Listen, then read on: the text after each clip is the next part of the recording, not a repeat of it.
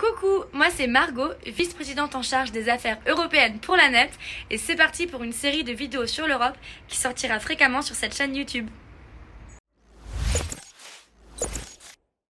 Pour la première vidéo de cette série, je vais poser les bases. Comme ça, si vous comprenez de quoi je parle ici, ce sera plus facile de comprendre les prochaines vidéos. Donc, avant de se lancer dans les vidéos d'actualité sur l'Europe, quoi de mieux que de comprendre qu'est-ce que l'Union européenne et quelles sont les institutions qui la composent.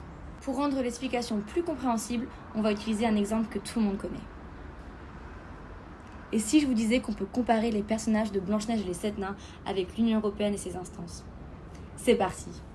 Imaginez-vous dans le royaume de l'Union européenne, qui représente Blanche-Neige, une héroïne qui doit assurer la paix et prospérité de son royaume et se battre contre les menaces externes. Mais, comme Blanche-Neige, l'Union européenne ne peut pas accomplir sa mission toute seule. Elle est accompagnée de ses fidèles alliés, les 7 institutions de l'Union européenne. Et, tout comme les 7 nains, chaque institution joue un rôle unique avec des responsabilités propres comme la législation, l'économie ou la justice afin de soutenir le bon fonctionnement de l'Union européenne et des 27 pays membres qui la composent. Pour la première institution, prenons Dormeur. Il peut paraître endormi la plupart du temps, mais quand il se réveille, c'est pour des moments décisifs. Et ici, il représente le Conseil européen. Cette instance réunit les chefs de gouvernement des 27 États membres pour fixer les grandes orientations et priorités de l'Union européenne.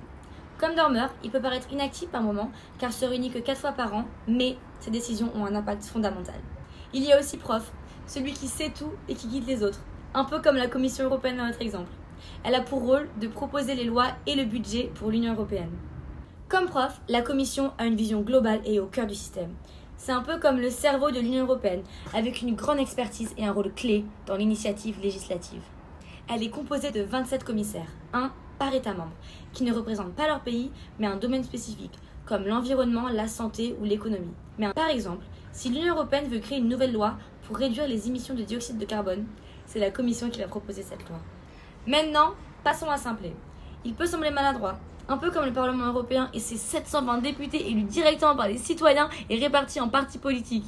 Tout comme Simplet, qui est souvent auprès de Blanche-Neige et assez présent dans l'histoire, l'Union européenne est souvent à la une des journaux, avec ses sessions plénières mensuelles réunissant les 720 députés au Parlement européen de Strasbourg.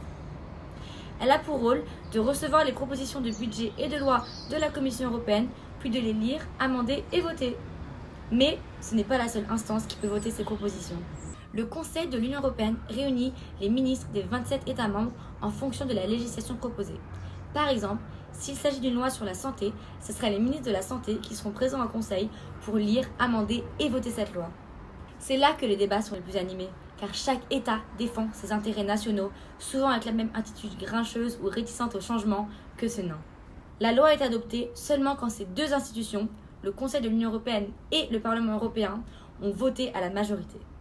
Les 4 institutions que je viens de présenter s'appellent des institutions décisionnelles. Ça veut dire qu'elles ont un rôle dans la législation européenne. Mais il y a 3 autres institutions tout aussi nécessaires au bon fonctionnement de l'Union européenne. En premier, il y a la Cour de justice de l'Union européenne, comparable avec Hatchoum. Hatchoum et la Cour de justice de l'Union européenne partagent une caractéristique commune. Ils sont hypersensibles aux irrégularités et réagissent vite aux perturbations. Pour Hatchoum, ceci se traduit par des éternuements et pour la Cour de justice de l'Union européenne, ceci se traduit par des interventions pour corriger les erreurs et maintenir la justice. La Cour de justice de l'Union européenne est composée d'un juge par État membre et a pour rôle de garantir la bonne application des lois européennes dans les États membres et de trancher les litiges. Passons à timide. Il est discret, réservé, mais n'en reste pas moins important. La Banque centrale européenne fonctionne de la même manière.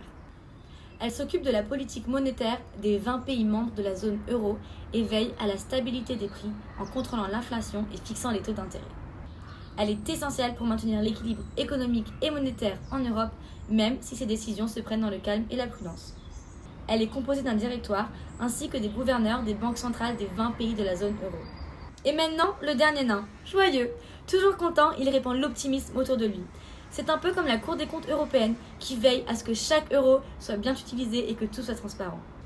Grâce à son contrôle rigoureux, en veillant à la bonne gestion du budget de l'Union européenne, elle renforce la confiance des citoyens dans le bon fonctionnement de l'Union européenne, veillant à ce que les choses se passent bien et apportant ainsi un sentiment de sécurité. Elle est composée de 27 membres, un par État membre. Comme vous le voyez, l'Union européenne, tout comme Blanche-Neige, a besoin de ces institutions, chacune avec leur propre rôle. Ensemble, ils travaillent pour maintenir la paix, la prospérité et la sécurité au sein de l'Union européenne ou de leur royaume. En tant qu'étudiant en pharmacie, il est important de comprendre le fonctionnement de l'Union européenne car ces institutions jouent un rôle dans la coordination des politiques de santé publique qui impactent directement la pratique pharmaceutique. En plus, nous sommes citoyens français, donc tout ce qui se passe au niveau européen nous impacte directement, car en tant qu'État membre, nous devons respecter les décisions prises par ces institutions. Alors mieux vaut comprendre leur rôle. J'espère que cette vidéo vous a aidé à comprendre le fonctionnement de l'Union européenne et de ces 7 institutions, et on se retrouve dans une prochaine vidéo sur les actualités de l'Europe.